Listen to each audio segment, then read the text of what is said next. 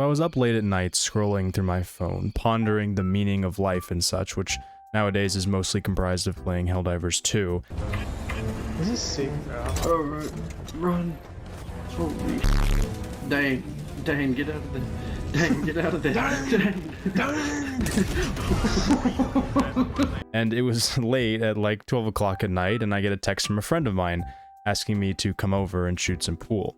We'll call this person Egg for the moment, and being the sleep-deprived gremlin that I am, I hobble on down the stairs, drag myself into my bright red 2005 Town & Country minivan, and shimmy on over. And when I was there, I spent the next 2 hours doing 3 things, which was coughing nonstop, since I was very sick and truly had no business playing pool at 1 a.m., playing pool, believe it or not, among making very terrible ball-related jokes about my own ability to ever actually make things in the holes, and games, just, you know, fun games. So 4 things, yeah.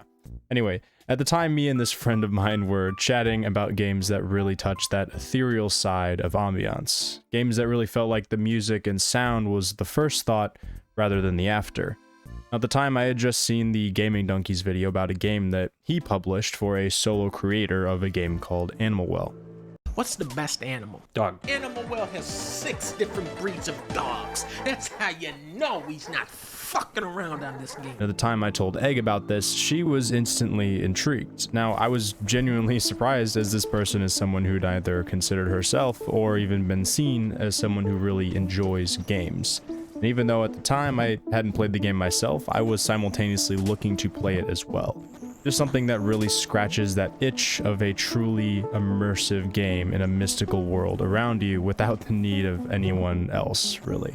Something that really distracts you from reality, and in my case, something that could really distract me from the impending doom and anxiety I was feeling by procrastinating getting ready for the interview I had in just a few days after that. But, you know, that's neither here nor there. Regardless, I decided to bite the bullet and just buy the thing. And man, I have to say, it was really fun. Part of it, I think, is I enjoy the strangeness of it all.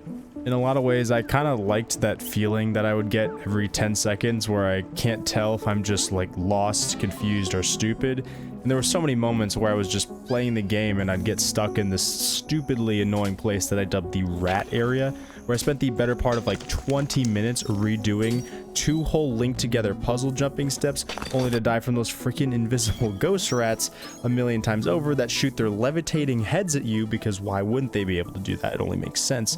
And the whole time I was confused because there was this small little jump in the cave that I totally thought was impossible the entire time and never actually tested, only for me to eventually figure it out.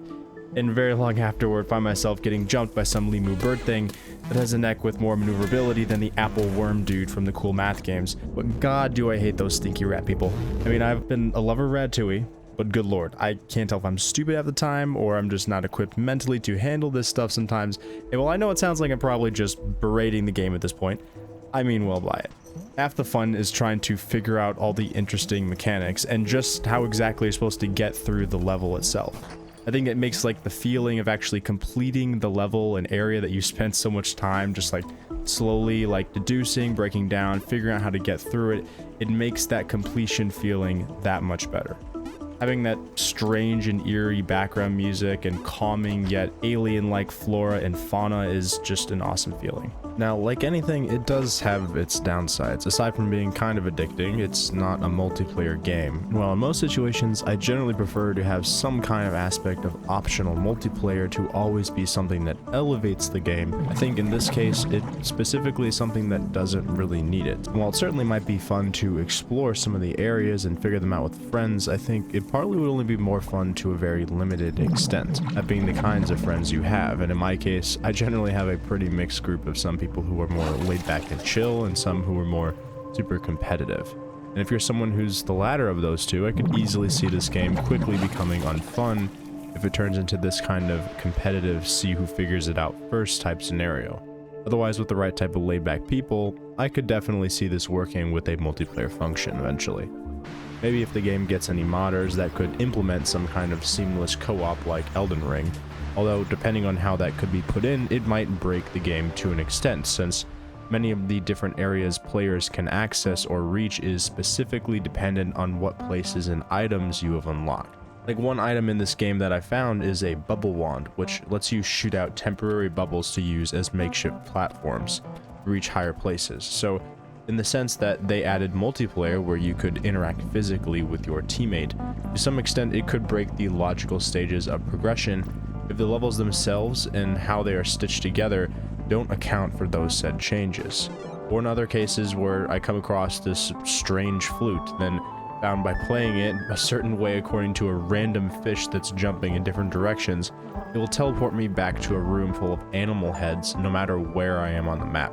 So if you had the kind of friend who wanted to really annoy you right when you're about to reach a new area, I could see them just repeatedly screwing you over by resetting all the progress you made in that specific spot. Unless of course the items worked as an individual thing. Either way, I certainly wouldn't discourage any modders out there from trying, but I think there is definitely a lot to consider if you actually went through with it. But I mean, either way, I think this game definitely hit my own markers for what I would really want to see in an ethereal-esque solo type game.